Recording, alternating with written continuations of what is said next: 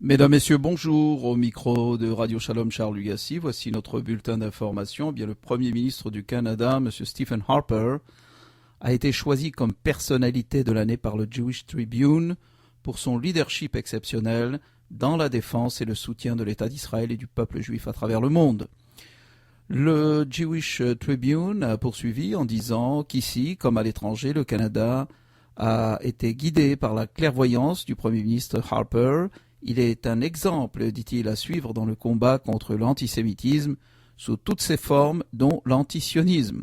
Avec son soutien indéfectible à l'État d'Israël, le gouvernement Harper fait honneur aux valeurs canadiennes qui sont les droits de la personne, la démocratie et l'autorité de la loi. Au mois de septembre dernier à New York, le Premier ministre Harper avait rencontré le Premier ministre israélien Benjamin Netanyahou. Ce dernier avait fait l'éloge de M. Harper à la suite de la fermeture de l'ambassade canadienne en Iran et de l'ambassade iranienne au Canada. Le Jewish Tribune salue le Premier ministre Stephen Harper pour ses initiatives concrètes qui assurent la paix et la prospérité des Canadiens et des Israéliens, tout en refusant de crouler sous la pression des ennemis mutuels du peuple d'Israël.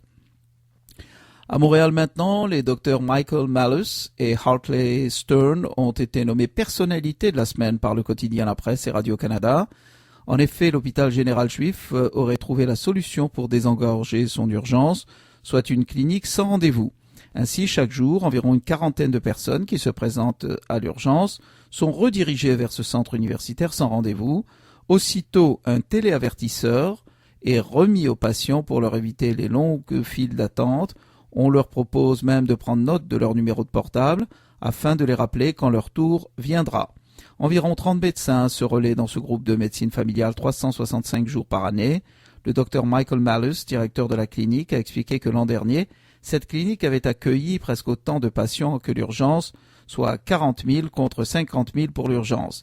Il a poursuivi en disant que le but est précisément de prendre soin des patients sans médecin de famille et de les suivre afin qu'ils évitent de revenir engorger le système des urgences.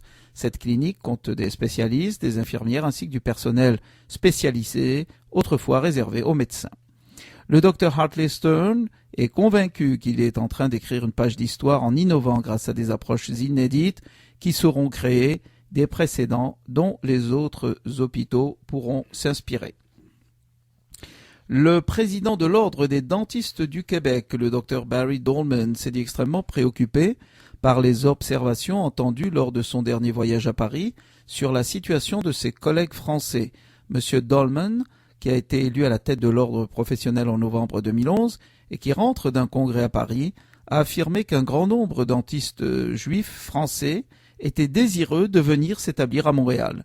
L'une des raisons invoquées est précisément le sentiment d'intolérance ressenti de plus en plus fréquemment en France.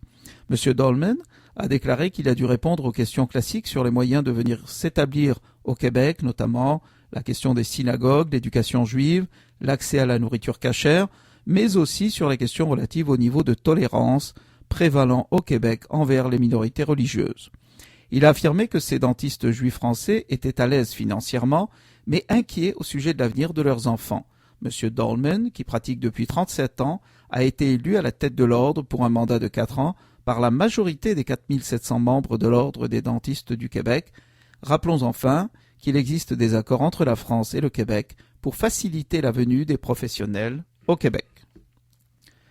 Le groupe de juifs de défense des droits de la personne Bnei Brit Canada a bien accueilli aujourd'hui la décision de la Cour suprême du Canada confirmant la constitutionnalité des lois antiterroristes du pays.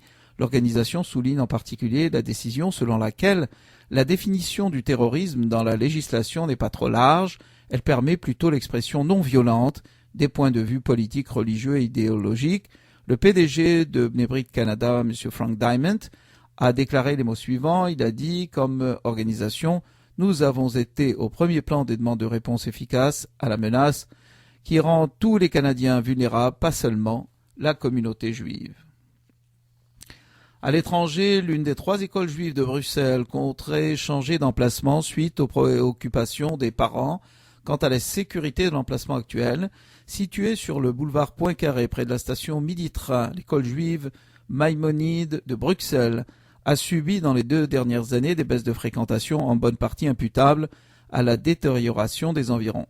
Le quartier dans lequel l'école est située est devenu l'un des plus pauvres de Bruxelles et est le foyer de plusieurs immigrants musulmans et non musulmans, colporteurs et vendeurs de drogue. Une nouvelle donc en Angleterre à Londres, le rabbin Ephraim Mervis, leader spirituel de l'une des plus grandes congrégations de Londres et ancien grand rabbin d'Irlande, a été nommé grand rabbin de Grande-Bretagne. Selon le Jewish Chronicle, la nomination du rabbin de 55 ans de la synagogue Finchley a été annoncée par la synagogue United Synagogue, une organisation regroupant 65 communautés orthodoxes d'Angleterre.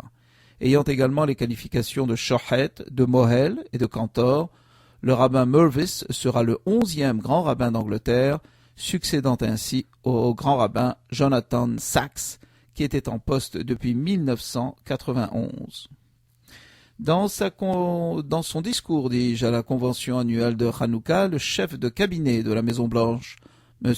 Jacob Lew, a discuté des allégations d'abus sexuels commis à l'école secondaire affiliée Yeshiva University. M. Lew, qui est juif orthodoxe, a fait des remarques à ce sujet lors de son allocution à New York, où on lui a remis un doctorat honorifique de l'université. Il faisait alors référence à des allégations récemment rapportées dans le journal Forward. Ces dernières font état d'abus sexuels à l'endroit d'étudiants perpétrés entre la fin des années 70 et le début des années 80 par deux rabbins ayant travaillé dans le passé à l'école secondaire pour garçons de Manhattan, affiliée à l'université Yeshiva University.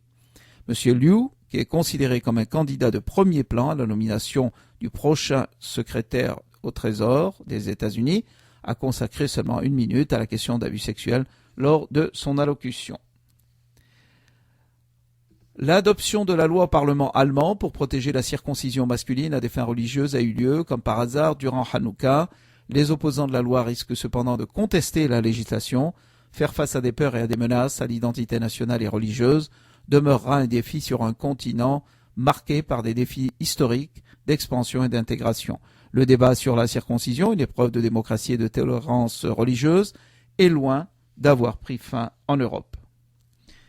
En terminant quelques nouvelles d'intérêt, on se souvient qu'en janvier dernier, le poète montréalais Leonard Cohen avait accouché de son premier album de chansons originales en 8 ans, Old Ideas. Cet excellent disque s'est aussitôt installé aux plus hauts échelons du palmarès de plusieurs pays. Et Leonard Cohen n'a pas mis de temps à confirmer qu'il repartira en tournée à compter du mois d'août. En Belgique, après quelques mois en Europe, l'homme à la voix d'or s'est arrêté récemment à Montréal et à Québec, où on a pu constater que ces nouvelles chansons s'intègrent tout naturellement parmi ses classiques.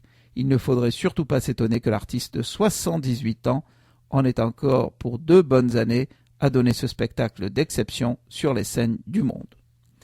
Ainsi s'achève ce bref bulletin d'information, micro de Radio Shalom Charles Lugassi. Je vous souhaite une bonne journée à tous.